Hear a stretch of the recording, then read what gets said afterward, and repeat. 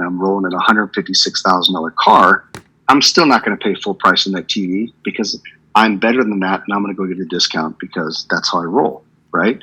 So everybody does that. So what kind of content do you talk about in the buy phase? Promotion, right? Offers, different things. So right now you have 1, 2, 3, 4, 5 different types of content, and you got to know, as a marketer, what stage am I writing this content for?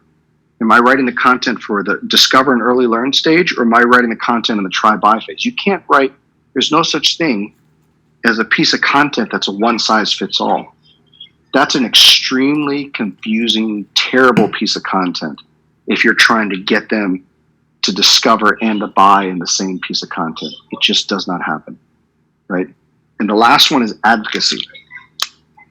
So advocacy. Advocacy is what, right? They just bought your TV. Now I want to sell you more. I want to turn around and talk about, hey, I'm really glad you bought this TV. You got this email. Now they try to upsell you with what? The Samsung matching surround sound system that's Bluetooth and doesn't connect and has a little subwoofer next to it. Hell yeah. Or they want to sell you the HDMI with the gold-plated HDMI connections that says you get a better 4K connection. Yeah, that's what happens in the content here. So any questions on this so far? Because this is going to become important later.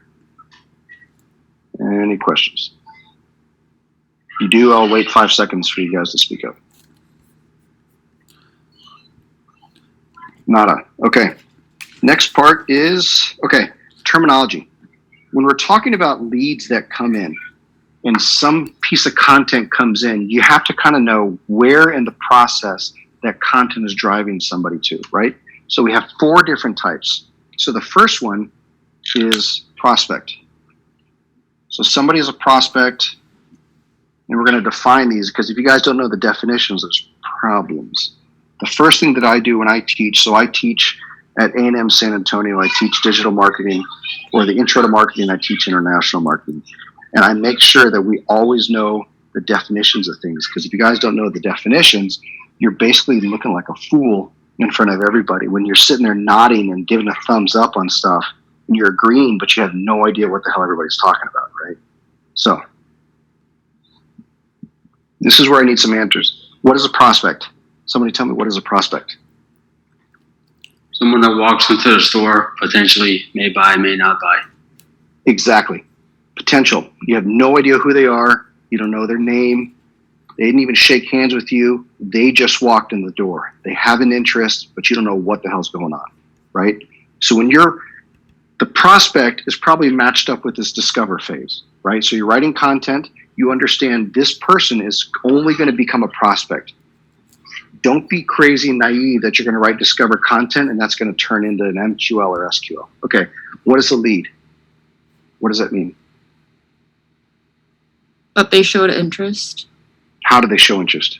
They had to do one specific thing. I mean, I guess it kind of depends on what you're selling. Sure, but they had to give you something. What did they at least give you? Their contact information. Exactly. Exactly. They had to give you one piece of contact information, whether it's a name, a phone number, or an email address, or some way to contact them back. That's when they officially became a lead.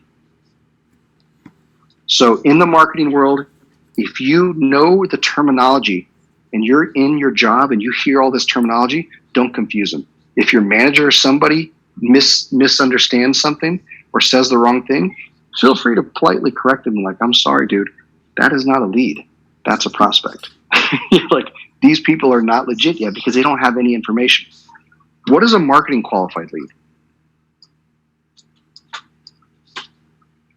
That's a good prospect or lead to retarget to. Usually they're your buyer persona, but they're not ready to buy. Okay, that's a good one. I like that. Based on your buyer persona.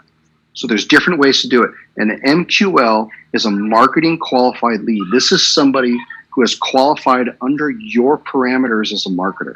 As a marketer, I said, this is my buyer persona that I'm going after. If this person matches all the criteria that I saw, then they become an MQL to me. That means they're even more important because they're not just some random Joe Blow. they're actually somebody that has an interest based on who I'm targeting. The other thing, here's a terminology I'm going to also use for you guys. It's called BANT. B-A-N-T. B is in budget. If they fall into your budget, A, do they have the right? B is the right budget. A is authority. Are they the buyer? Or they're just looking for a friend? Oh, no, I'm just looking. I'm looking for my girlfriend. I'm looking for my boyfriend or something. I'm just checking it out. My friend asked me to come and look. Why the hell am I going to spend my time with you, right? N is need. Do they actually have the need? Do they need what you're selling? Or are they completely in the wrong story? Like, I'm sorry, but what you're looking for has nothing to do with what we're trying to sell you. I think you should probably go look somewhere else, right? It's like that funny, what's that funny movie? Ant-Man, where the dude, he's working at Baskin Robbins. The dude comes in at the beginning and asks him for a hamburger. And he's like, dude, this is Baskin Robbins. Same thing, right? I just saw it the other day again. Okay, T is timeline. Are they going to buy now? No, I'm just like you walk into a car dealership. It's like, oh, sir, can you afford us, right? If you're like a Mercedes, can you afford us? Are you the person buying it? And do you actually need a car, or are you just there to screw around? And T, do you want to buy now, or are you looking to buy in like 2 years? Oh, I'm going to buy in about a year and a half or 2 years when I get some money. Great. I shouldn't spend any time with you because you're a waste of my time, right? SQL is a sales qualified lead. So this BANT falls under MQL and SQL depending on what you want to do. Typically, it could fall under SQL and MQL, just like Masood said. Masood or Masood? That's confusing. It's Masood. Okay.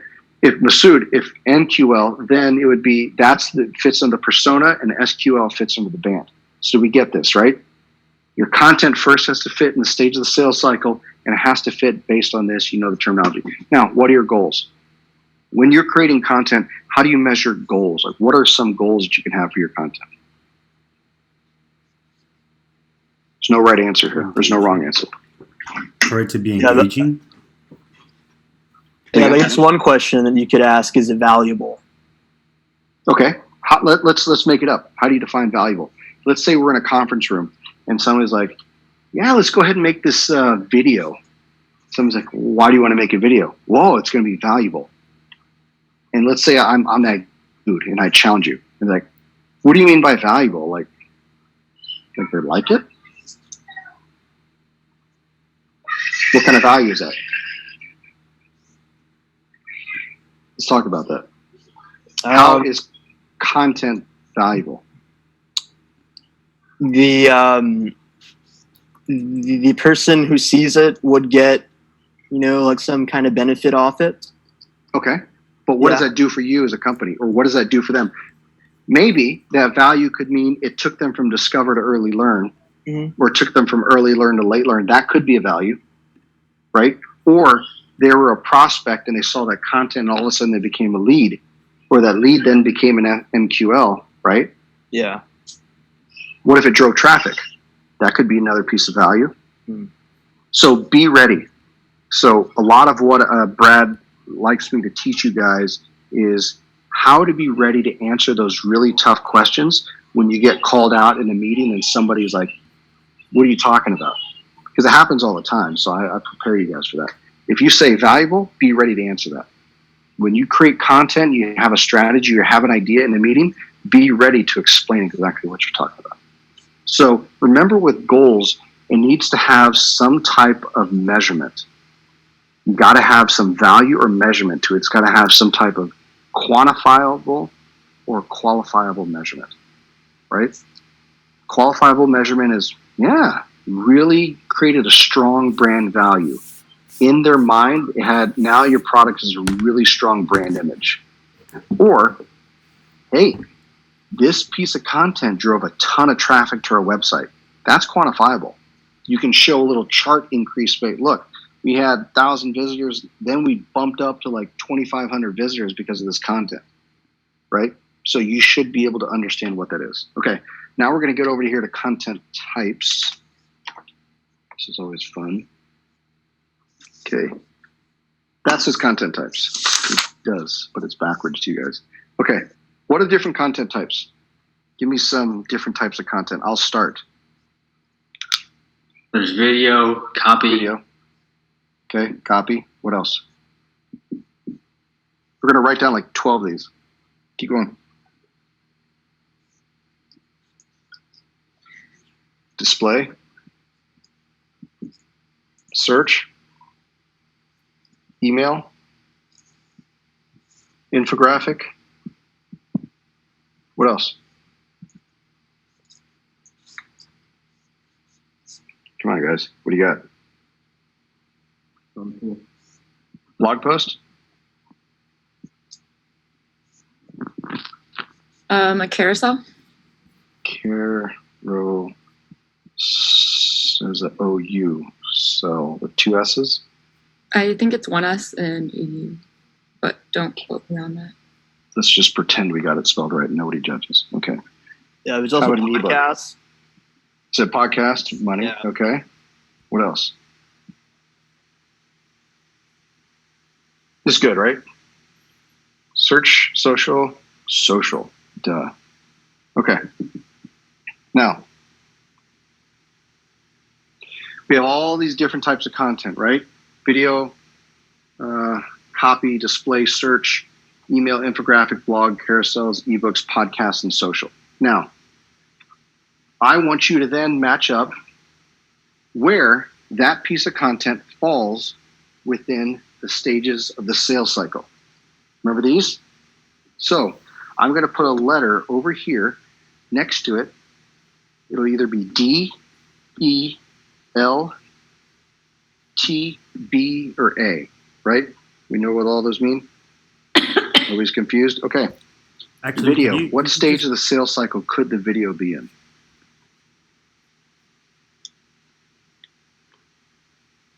Over. Say again? Discover. Okay. What else?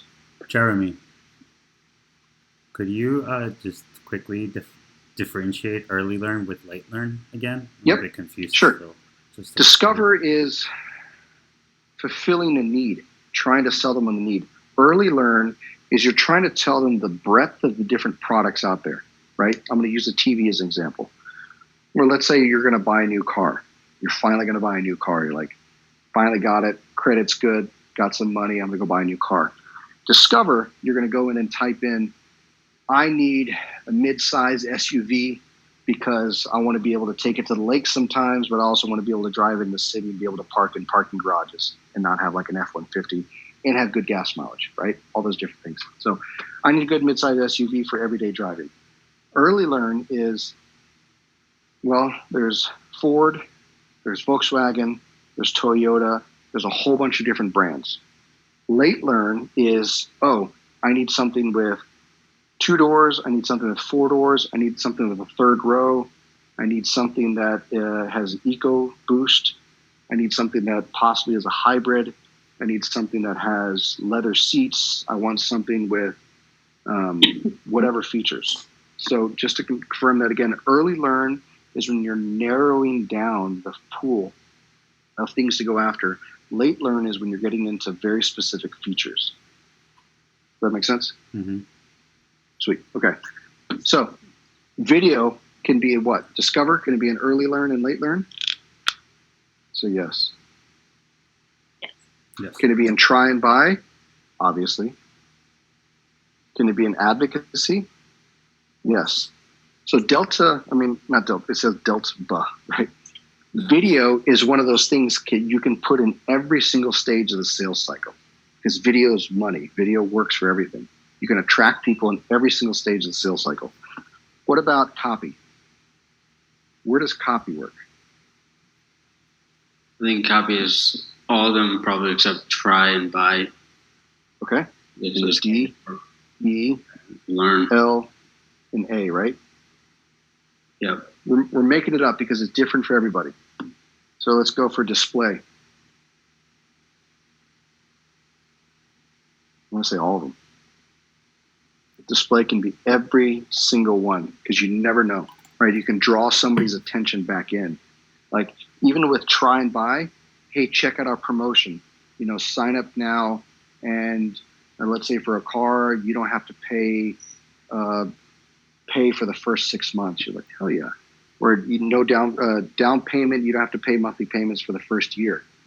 Fantastic, right? Okay, search. Where does search fall?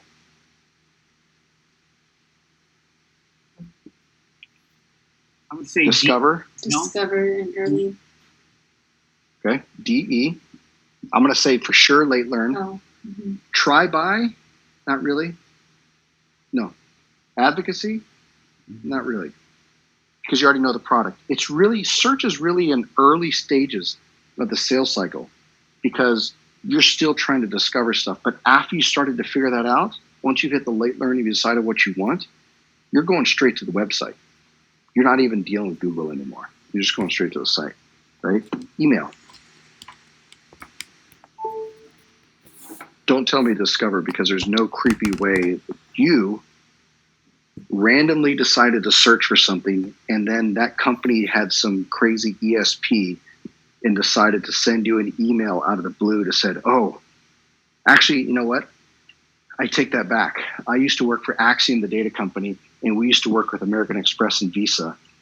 And we could tell when, let's say, for example, T-Mobile came to us and said they wanted to go after women ages 25 to 40 who were going to change their phone provider. We could tell exactly when that would happen because they were spending like 5% less at Target and they were eating, stop eating at certain restaurants going out. So we had that data so we could predict it. So we'd creepily send emails to these people.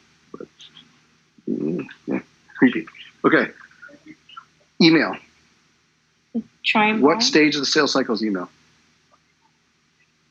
Maybe just to learn. Early on. Learns. Okay.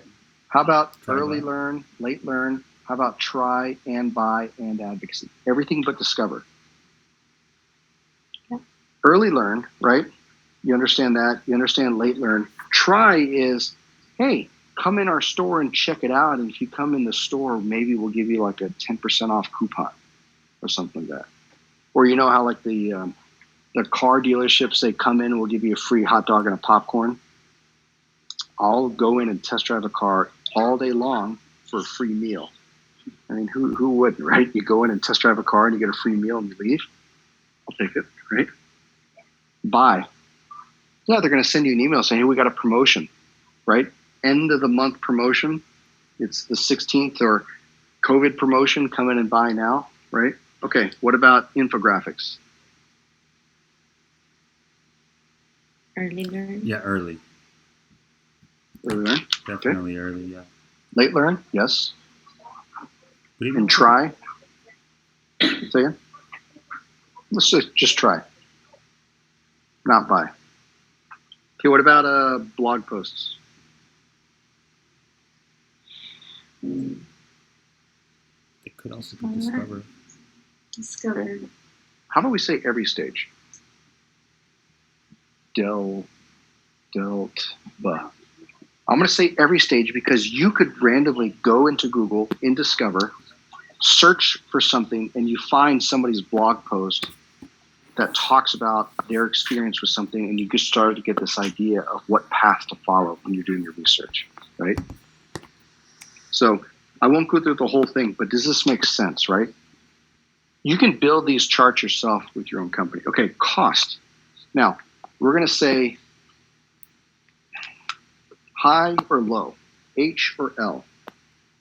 And we want to understand, as you're starting, let's say you're going to build out a content strategy, when you're doing your video, you have to be able to choose based on your budget. Is the video a high cost or a low cost?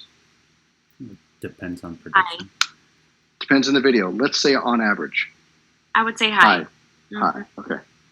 What about copy? Low. Please say low. Yeah. Display? Low. Let's say you have an in-house designer. Low. Low. Low. Search? Low. Low. Low. This is cost to produce and cost to push out, right? Email? Low. Infographic? Low. Low. You sure? How many people have here made an infographic for free? Exactly. Okay. we're going to make it high because if you've never done it, you're going to have to pay somebody else to do it.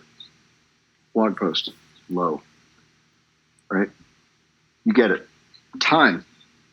How much time does it take you to produce something? Now, here's the trick. We're going to do time here. We're going to actually put in real numbers. Here's the fun part. Let's say I'm your VP. All of a sudden, you're in a meeting with me, and we go through this thing, and I'll say, hey, I want you to go and create a video for this new campaign. It's Thursday the 16th at 7 p.m. It was a really late meeting, right? Had pizza and that good stuff. Now, how long is it going to take for you to push this out the door? It's now Thursday the 16th at 7 p.m. When will this officially go out the door for video? At least a whole week or something. Okay, well, let's give a date. Next Thursday? Next Friday? I'm training you on this. You're in a room with your marketing management, and you promise that you're going to create a new video. And you say, at least take a week. The first thing I'm going to say is, that's not good enough for me. I need a day. Tell me what day it's going to be ready. Everybody's gone through this. When's it going to be ready? I would ask how long the video is. Okay, good question. Yeah, it I'm going to depends on say, what we're going okay. for. I'm going to say it's a 2.5 minute video, and it's going to be a product expert based video, and you can go and use Bob on the product team internally to create that. How long is it going to take for you to create that video? It's now Thursday at 7 p.m. I can't ask Bob how long it would take him. Exactly. Well, you have to give me an answer right there in the meeting. I would say I'll ask Bob and get back to you. I still need a rough answer. You know how this works. It always happens in the meeting. They're not going to let you say, I have to get back to somebody. Like, then why the hell am I asking you? I should just go ask Bob. You're creating a value for yourself by coming up with something. Wednesday Jeffrey. afternoon. Okay, Wednesday afternoon. Now let's break that down. Good answer. What's the first thing you got to do? Do you know? Okay, we kind of know exactly what it's going to be. It's going to be a product-specific video. He's going to explain this new product that's about to launch. Who's going to write the script? You or Bob? Let's make it up. Bob and I are going to brainstorm on Friday morning. Then we're going to write a script on Friday afternoon. We're going to reconvene Monday morning, and we're going to storyboard the script, cut it into different scenes, different portions of the question, and different portions of the product value proposition. Then we will plan out the filming schedule starting Monday afternoon, film Monday afternoon, and possibly do some refilms Tuesday morning, and then start editing the film, cutting it down for content and time on Tuesday afternoon. Final adjustments on Wednesday morning, pending some approval by higher up, and then delivery on Wednesday afternoon. Okay, so everybody on this call knows that this dude's got it. So Jeff or Jeffrey, that's exactly what's got to be going in your brain. You got to get really nitpicky and super OCD when you're in a room and you promise content. So we're going to say here 1 week, right? That's going to be 7 days. So now that you know, when your management comes back to you and say, great idea, now I know it's going to take you 1 week if we're going to do an internal video, right? To push it out, it's going to take 1 week. So does everybody understand why that detail seemed like it was a little bit too much, but it was perfect? Yes. Because if I'm the manager and you're still junior, I'm going to ask you that question. It's like, really? You're going to have it by Monday? All of it by Monday? When am I going to be able to watch it? What if I have changes and you have to go back and reshoot with Bob? Right? Copy. How long does the copy take? Somebody else that's not Jeffrey, because he gave a great answer. Well, that depends on how much information you have. So, pretend. I would say we're going from the start where we have to research information and see who we're selling, what phase they're on. And so I would say by Tuesday. Okay, so that's 3 days. 3 days, right? One set of copy. Okay, so let's say 3 days. Display ad. And if it's a display ad, you are the content person. You are not the designer. How long is it going to take you to get a display ad? You have to go to Lisa because she's the designer. And Lisa has no idea you're coming to her with this project. Jeffrey, you're not allowed to answer. I know you want to. In our experience, it'll be about 3 weeks. Okay, that's a good one. So let's play off of that and make somebody else answer. But that was that's actually a good one. Yeah. Somebody modifying that. You can also say 3 weeks if you want to kind of cop out on that. But if you want to give a more detailed answer, who's got a good one? Nobody? Bueller? Come on, somebody try me here. I think when you're talking display, right, and she doesn't know, especially Thursday at 7 p.m., one, you got to approach her and give her a rough idea of what exactly you're looking for, right? Then you need to give her time to actually develop. Well, before that, you're going to tell her, and then what you got to do. She's not the manager, right? Mm-hmm. Does she create her schedule, or does her manager create her schedule? Her manager. Her manager creates her schedule. So you got to tell her, and then you got to go tell her manager. Mm-hmm. And her manager's got to approve it, and then her manager's got to look at her schedule to see if she has time to do it. Then back to what you're saying, you got to sit down with her, mm-hmm. talk to her, right? She's going to come back with what? How many different versions? Yeah, for you to look at, right? Which, depending on how it goes, you can tell her, no, you're going to completely different. We need to pivot, and I need to do this. Let's try it again. So then you need more time to give it to her. So, I mean, that could take, especially take a few days. Project, right? If it's something like secondary or third, because my primary might not be her primary project. So it could be a week, it could be 2 weeks. Okay, so let's pretend. Let's say she got it right the first time, and it's now next Thursday. She finally got the design from her, and you like it. What then happens next? Because you guys are probably sitting here thinking, I thought we're supposed to learn about content strategy. This selling internally is one of the biggest things you can do as a marketer. If you as a marketer do not know how to sell and manage your projects internally, you will fail. You'll never get anything out. You're going to be that person that everybody walks over all the time, and your projects are never going to go. If you understand the timing about how all this happens, you understand the politics and the process for everything, you're going to kill it. Because people are going to say, holy crap, this person's on top of their stuff. They know everything. They've thought of everything. You got to be a little bit creepy like that. You got to just think of everything. Okay. Lupe, back to you. It's been a week. She gave you 3 things, 3 different designs to look at. You like all 3 designs, but you have one in mind. What do you do with those 3 designs? Well, for me personally, I have to take it to my manager, right? And I have to select my favorite and give him what I believe best fits our campaign out of the 3 that she presents to us. But then again, I also have to be prepared not to be totally invested in it, because my manager might come back and be like, no, I don't like it. Send it back. Here's what I want. And then ready everything. So then we got to start. Okay. So let's pretend that happens. Let's pretend your manager says, I like this, but tweak this one little thing. Then you go back to Lisa.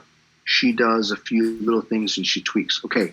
Now that the display ad has been approved, now we're missing something. Who here runs only one version of a display ad? Nobody. There's not a single marketer out there who should ever run one single version of a display ad, because you don't know if it's going to write. You always run 2 or 3 to see which one runs, and you split the time evenly between 2 or 3, right? So don't make that mistake of saying, this is the one. Too bad. Run 2 or 3. Okay, now that you have the display ad ready, what do you have to do then? Who do you give it to?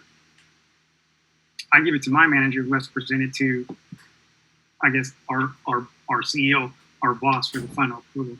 Okay. Okay, let's say the final approval happens. Then what happens? It is going to be 3 weeks, but I'm just saying.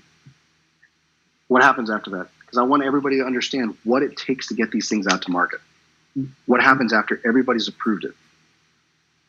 Then you start running, start testing, to see what is good. Did you find out your budget yet? No. So with your display ad, you either have an existing budget, or you're going to find out how much budget do I have. Okay, do you have your goals set? No. You have to know exactly what your goals are before you launch it. Am I going for clicks? Am I going for impressions?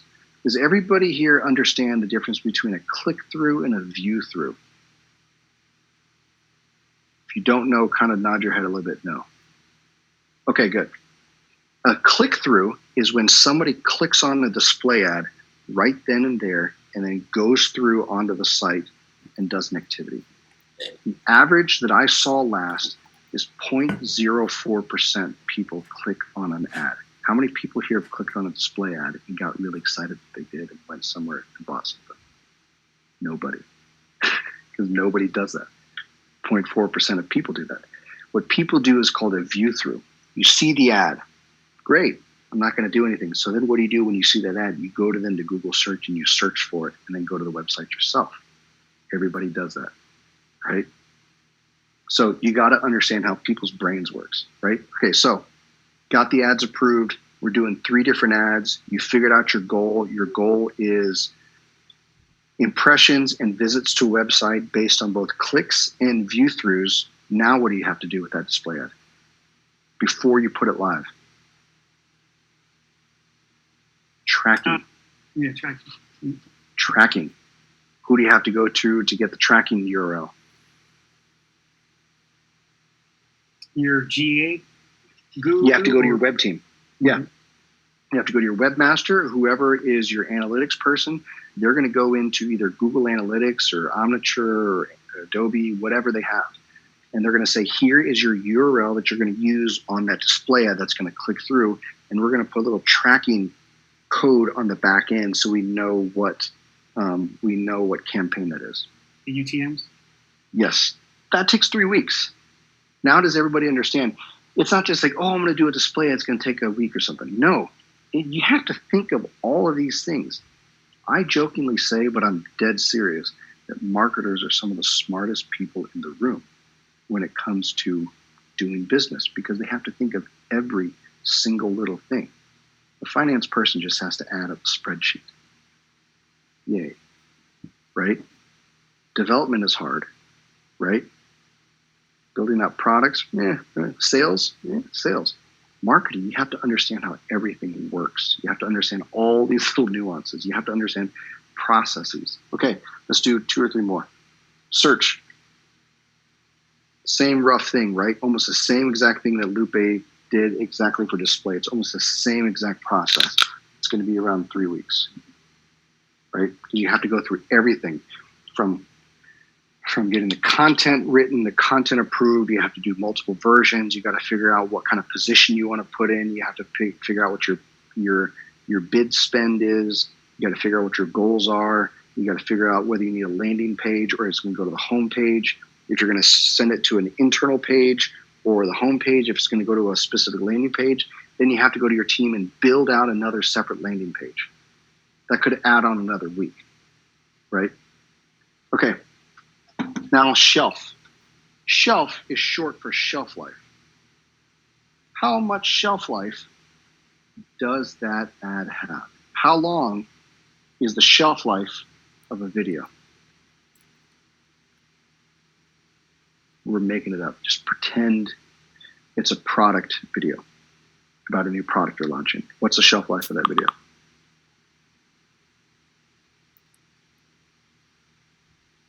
Somebody else answer. Month? Sure. We're making it up. There's no right or wrong answer. This is your specific business that you're coming up with. What about copy? What's the shelf life of that copy? A quarter? Say 3 months. Then you may change up your website copy. What about display ad? What's the shelf life of that display ad? How often do you typically run a campaign? 3 months? right? Sure. 3 months. What else? Search, 3 months. So now you have a shelf life. What's the ROI? Is the ROI return on, okay, does anybody here know, this is a fun question, what is the formula for return on investment? Revenue minus spend divided by spend. That's exactly it. Holy crap. Who said that one? Me. Oh, there you go. Thank you, Jorge. Sure. If it's not the word spend, it's also the word cost. So revenue minus cost over cost, or revenue minus spend over spend. If you don't know any formulas in marketing, that's the one formula you got to know, because the most important formula is, am I going to get a return on investment? Now, we're going to say high or low. We're not going to put in numbers this time. Does the video have a high return on investment? Do you think you're going to get a good return on the video? High or low? I mean, views, engagement, Low. people are going to engage with it and then come back to your website and possibly have interest to look into stuff. Low. High or low? Low. Low? Yeah. Say hi. Hi. Got more people saying high? Two highs to one low? We're going to make it up high. Copy. Low, like whatever. Display ads? Low. Typically, display ads, when you look at a typical ROI, it's like 0.3%. So if you do the direct ads, direct value of a display ad, you're basically making 30 cents on every dollar, and you're wasting 70 cents on every dollar that you spend for a display ad. Search. High. Search, you usually get like 2-to-1 or 3-to-1 return. So it's going to be, I'm going to put high. Like low. So display, display was low. That was low. Okay. Pretend I put it in order. Okay. D and I. Last two things. Direct or indirect. Now, does anybody understand what that means before I try to explain it? Direct or indirect? What is the direct or indirect impact of video? Is that when like direct, like isn't like you click on the video, you go straight to it, and then direct is like you just click on it and then don't do anything about it, and then sorry, you see it, you don't do anything about it, but then Kind of. through other ways you get to. Kind of. Take that idea, but think of direct and indirect based on contribution to the sale. Is video have a direct or indirect impact on somebody buying your product? Zero. Somebody want to explain that one? How does video have a direct or indirect impact on somebody buying your product? Should I do the say Japanese both, one. right? I mean, Okay. Explain. I guess it depends on the attribution that you're kind of thinking about. Okay. So, I mean, if it's, again, it depends on your I guess your attribution model. But if it's direct, I guess if your last click and it's the last thing you saw, your video is the last thing you saw, then yes. But if not, if it's like the first thing you saw, but your attribution model is more like Okay, time so I'm going to decay stop and you right there. other things. Yeah. Jorge has the exact answer. Now I want you to explain it again. I'm going to put you on the spot here. I want Jorge to explain again to the group, and if you guys don't get it, say again. Explain why or what it means for video to have a direct impact on the revenue versus an indirect impact on revenue. Go for it. Well, it just kind of depends on when I was talking about attribution models, is like what do you attribute the sale to? So if video is like the last thing you clicked on, and then let's say somebody buys from you. So you're saying first click or last click attribution? I was going last click here with video. Okay. Okay. So if it's like the last thing you click on and somebody buys, then that'll be like direct. But then let's say in an indirect way, video is like the first thing you look at, but then somebody goes into maybe like gets retargeted through Facebook. Yeah, somebody gets. So Yeah. So I'll come back to Jorge's example. So check this out. If they already went through discover, early learn, late learn, and they're at the try buy phase, and they click on that video, and they go and they finally buy after clicking that video, and it's the last click before they go to the website and buy, it's a direct attribution, right? Last click, you can directly attribute the impact of that video to the sale. But if they're in the discover or early learn phase, and they clicked on that video to learn more about what they should be looking, and then that video was never looked at again, and they ended up buying, that has an indirect value. Because if that video was never watched, they never would have had the interest to go further down the sales cycle. Does that make sense? Does anybody not get it? You can explain it a different way. Please do explain it a different way. I think it would help. Okay. How about we do this? Jorge, good job. Armando, what part of it do you get and what part do you don't get? And that way I can re-explain it. I think I got a little bit lost with the indirect attribution of how it indirectly. Okay, so disregard the word attribution, right? We'll get back into that. So what that means is, does that specific piece of content, does somebody interact with that content and then directly buy from you right after interacting with that content? Or do they interact with that content weeks ago, but it just got them excited to learn more about it, and then you eventually bought? Makes sense, right? Yeah. Because that way you're saying, well, you know what?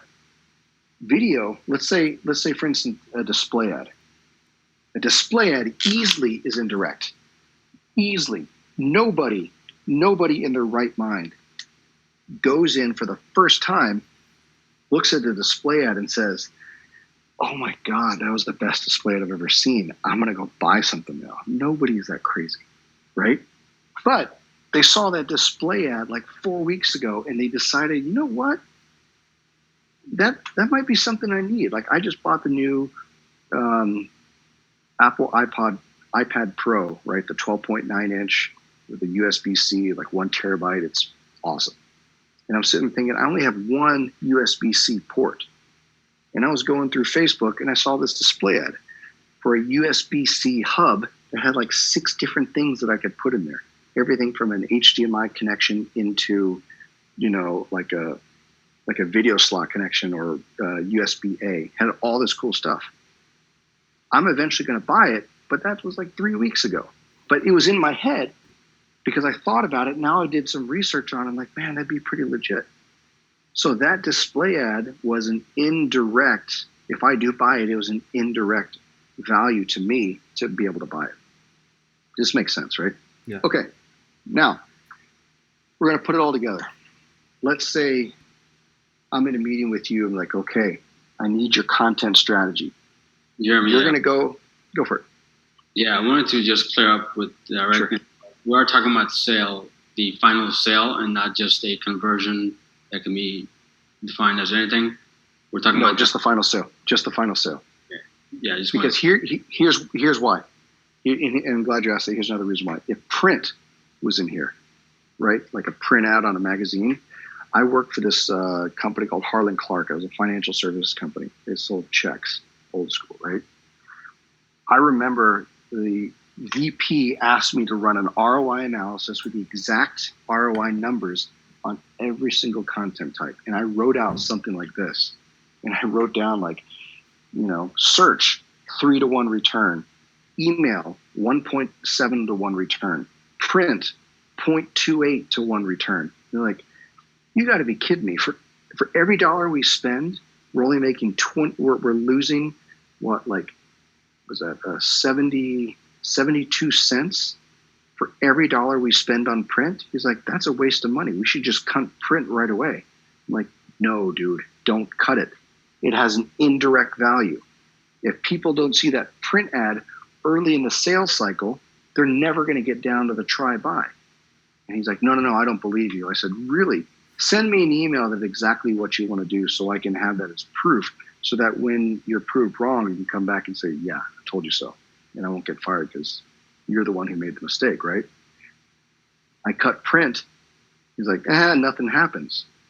2 months later, after the print's shelf life ended,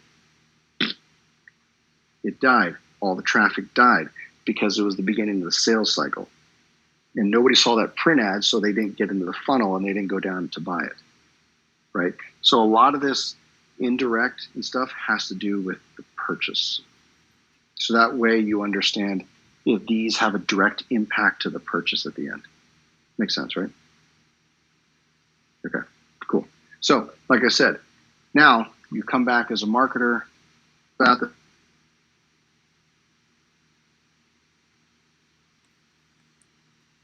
Okay, Okay, there you are. Okay, I'm maybe. back. Yeah, he's calling me about tacos, which is cool. You build this out and you figure out exactly what you're going to do. So in this, you know your sales cycle. You know exactly where it's going to fall in, whether it's a prospect, lead, MQL, or SQL. You know that your goals are either quantifiable or qualifiable, but you have a measurement. You know your content types, right? You know exactly what kind of content you're going to be able to produce, and that way you can pick and choose. Like for this campaign, I want to do a little bit of this, a little bit of this, a little bit of this, and a little bit of this. And you already know that, hey, it's going to hit these stages of the sales cycle. It's going to cost me this much. They're all low cost, right? They're going to have it be able to be done in 3 weeks because I already know how long it's going to take me. Here's a shelf life, and I'll have to redo it for another period of time. So you know that you don't have to get started on the next iteration of it for another month or two. It's going to have a strong ROI, and you know what the impact is. So when management comes back and asks you, hey, run a report on this, and they say, why is the ROI so low on that channel? Don't worry, dude. It has an indirect impact. Makes sense, right? This is the easy way to do content strategy. So what's interesting is I've been running this class now for 5 years at DCI. And most people mistakenly think that the content strategy is me telling you how to write the perfect content. I can't tell you how to write the perfect content. You know why? Because I have no idea who your buyer persona is. When you're looking at a buyer persona, you can't just typically look at age, education, salary, all that crap. You know why? This is the iPhone that came out last year, right? This was that last iPhone. It's like $1,200 or $1,300. I don't care if you make $150,000 a year or if you make $30,000 a year. Everybody can afford it because everybody wants the damn phone, right? So those demographics don't mean anything. People are going to do what they can to buy it. Maybe even if they buy it used, they're still going to buy it, right? So that means nothing. When it comes down to it, it's how does that content make them feel? How does that content make them either happy or sad or excited about your product? Words in that content that you should use. Hold on, he's pinging me like crazy. I want to say surprise me, but don't get me crap. You ever do that with your brother? He's like, I'm going to get you Mexican food. Surprise me? Should I? Okay, well, that's probably not a good idea. Damn it. So does it make sense, right? Write content that speaks to the person, know exactly who your buyer persona is, and speak to them in a one-to-one voice. Content today is not about this speaking in the third person, trying to write with tons of business words and trying to make it all sound professional. Yeah, if you want to be a professional content writer and write ebooks, go for it. But if you want to write really good content for social or website or something that's engaging, your content needs to speak to the person one-to-one so they understand exactly what you're trying to say. Does that make sense? Just any questions on this? Is anybody, and actually real fast, Nadia, hi. What's in the agenda? I don't know. That was sent to you by Charlene. But all we're going to be doing today is I have Constant Strategy with Jeremy Roberts. Oh, 6:30 to 8:30. I think, you know what's funny? They just kind of keep it up to me. They just tell me to do whatever I want to do. Yeah, they. Well, when I talk to operations, they're like, "Jeremy's got this. He's done it for so long." I'm like, "Okay." Okay, so we're going to do, discuss and confirm project plan. Determine objectives Oh. and create a first draft content strategy. Okay, we got an hour. Sweet. Okay, we are going to shift, and thank you. I keep forgetting Masood. I'm just pretend I know your name. Terrible, man. Masood. Oh my God, duh. The agenda. I'm sorry, I'm paying attention to something else. You're also going to be, y'all are going to be presenting y'all's project to Jeremy. So I'm putting 2 and 2 together. So thank you, Masood, for saving me there. So okay. You're going to be presenting it now, or they're going to have to put something together now? No. So you're going to tell them about it, and their presentation is August 18th. Wait, I have to give them the project? Because I don't think I've ever done that. No. So the project pitch, they're going to be pitching the project to you on the. Good luck. So. Have you guys been in the project pitch to me yet? You did the first time, right? Did I kind of like tear it up? Like bad? Sweet. Okay. Nobody got sad, right? Nobody got depressed. Okay. I think I had one. Oh, you did? Thanks, Jeff. Right. Dork, right? I had one person cry in one of my classes. Actually, I feel bad because I made her feel bad. I basically told her that everything she did was wrong, and she got really upset.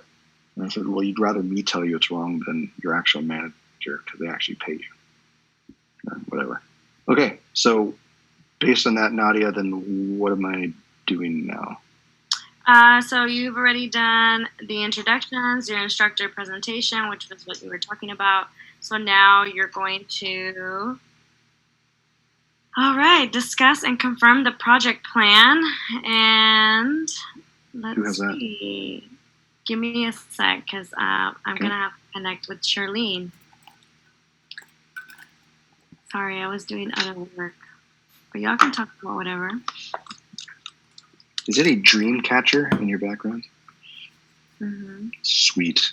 I don't have dream catchers. Oh, but you don't sleep. That's what you said, which is funny.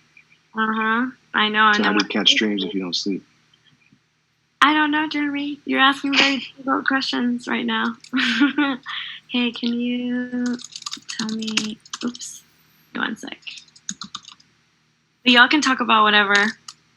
I'll turn off my volume here. I don't do well under pressure.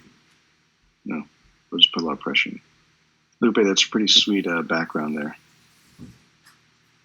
Yeah, thanks. People keep asking me if it's real, right? It's legit. The goal. I actually have one that's The Office on my other computer. It's The Office. You know when they do the interviews and it's like a window here with Stanley? Mm-hmm. I have that one, so it looks like I'm sitting in the office. But I can't do that because I have this. So. Yeah, now that I'm working remote, the goal is to hopefully one of these days when I do my stand-up in the morning, it'll actually be a beach in the background. So it's like you actually do stand-up? We do stand-ups every morning. Mm-hmm. Oh, I was joking with you. I was like, you actually do stand-up. Like.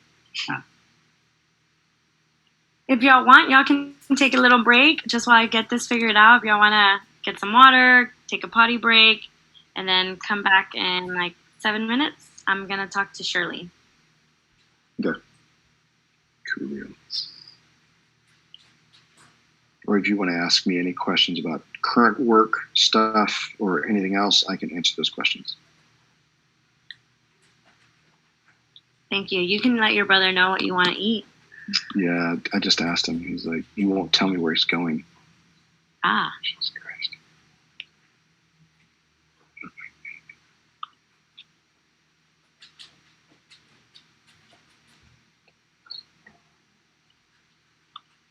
So while I wait for her, Jeremy, so who do you work for? Adobe or?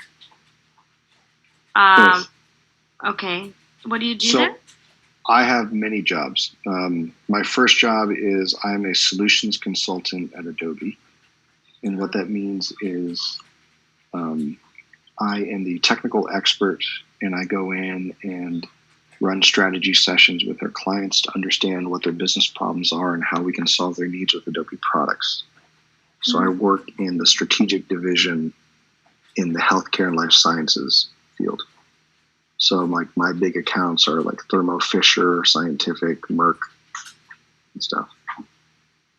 I also have my own consulting business called Left Brain plus Right Brain, and I just ended up an account with the city of San Antonio where I was managing visitsanantonio.com and all their marketing for that.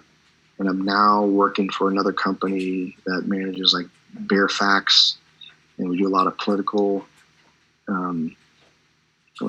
stuff.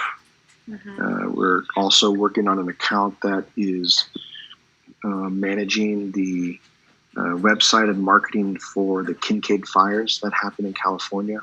You know, that PG&E lawsuit. So in Northern California, so I'm working with them. That's what the company does. We also do a lot of training and workshops. Let's see, what else do I do? I teach at Texas A&M San Antonio. Teach intro to marketing and international marketing. Teach Monday night classes, which is exciting. Let's see. I'm on a board member for the American Red Cross and the San Antonio Hispanic Chamber of Commerce, as well as my kids' school board. And I'm also I'm on the board, and I'm founded a nonprofit organization that raises money for kids and animals. And we do that by taking people who own Land Rovers, and we go out off-roading, which is fun. That is fun. What else do I do? I have a podcast. I have my own digital marketing podcast that I've been doing for 5 years. And my co-host is the digital lead for digital. He's the lead for digital transformation at Exxon. And so him and I do a podcast together. It's called Analytics Today. And do you know Gavin Rogers? No. Okay, so he does pub theology every third Wednesday night. Okay. And I'm gonna have to introduce you to him, but he wants me and like a couple of the ladies from PK to join the podcast, the pub theology. So usually it's like every week, go to this friendly spot, talk about a topic. And last week they brought on Javier Salazar. Yeah. Okay. Sweet. Are you a fan of him? I'm not a fan of him. But... Yeah, I know he is. So. Okay, so this is what Charlene says. The cohort should discuss the project plan with Jeremy. So basically determine the objectives and of the content strategy for a company or campaign for their project build. Okay, let's do it. That's what it is. And I think I said 7 minutes, so I think they have like 2 more minutes. Okay. Oh yeah, I'm also going to school. That's the last thing I do. Yes, PhD, right? So what's your PhD in? It's officially called a DBA, which is a doctorate in business administration. So it's the PhD version of an MBA. So I'm just getting the more advanced degree. And then my dissertation topic are 6 pillars to long-term digital transformation. And that includes people, process, technology, data, culture, and customers. So. Oh, wow. Yeah, you are busy. Mm-hmm. Oh, and I also, I forgot one thing. I own a startup telco software business too. So we are a software middleman for big telco services. Well, if you're hiring anyone, I have 4 people that are looking for jobs in this. Not yet. So just Not yet. Eventually I will, yeah. I actually just hired an ex-DCI graduate to be an account manager for me. Oh, that's great. Good. So Jacqueline Sutton, she's going to do part-time with me. She's awesome. She just graduated in December or January. I can't remember. Yeah, she's now going to work for Starista, so with AJ Gupta, which is sweet. She starts that job as a product marketing manager, but she works part-time for me as account manager. That's awesome. Well, good. I'm happy for her. Yeah. All right. I think everyone, for the most part, is back. So what we've come to discover, everyone, is that we're just going to talk about your projects and what needs to be on them. Okay. So, yeah, I'll let you lead the way, Jeremy. Tell me about your projects, guys. Who's the lead on the project? Do y'all want to work in teams? Do y'all want to Just go one team at a time. Mhm. And what I typically like to do is to make sure that the other team listens to what the other team is saying, because it's important you get feedback on what to do and what not to do. Okay, so who's team one? Team A? Go Spurs? Yeah. I don't think we've not set up, to my knowledge, we haven't set up any teams yet. Okay. What are your project plan then? What's your project? Do you have a company figured out yet? No. So this is so my suggestion would be definitely discuss what y'all want to focus on, who y'all want to focus on as a company. If you want to do your own organizations, think about that and discuss as a team. And then after that, we can determine the objectives and create somewhat of a strategy for your potential campaign. Okay. I'm sorry, Nadia, for me, you were cutting in and out, so I didn't hear everything. Is this going to be our cohort as a group of 11, or we're breaking up into smaller groups? It's up to y'all. So it's up to y'all, you individually, if it would be best to work together or separately. Remember, each of you are still going to have to submit a project. So if this is something that you want to do, for example, Carly, you and I are working on building your portfolio, right? So maybe it's creating somewhat of a strategy for your business, aka, right? That could be Carly's. Masood, you're focused on PPC, so that could be a strategy for that for yourself. Or you can work with someone like Jeffrey and Lupe who work at NewChip and trying to create a strategy with them. But remember, each of you still have to turn in a project individually. That's just an idea. I recommend you split into two groups, because then everybody actually has something to do. If everybody's working on the same thing, you're like, yeah, dude, it sucks. Don't do that to yourself. Anybody got any ideas? So what I'd recommend you do is throw out some, you don't know what teams you're going to be in yet, but if somebody has a possible idea that they want to eventually get to the group, say, hey,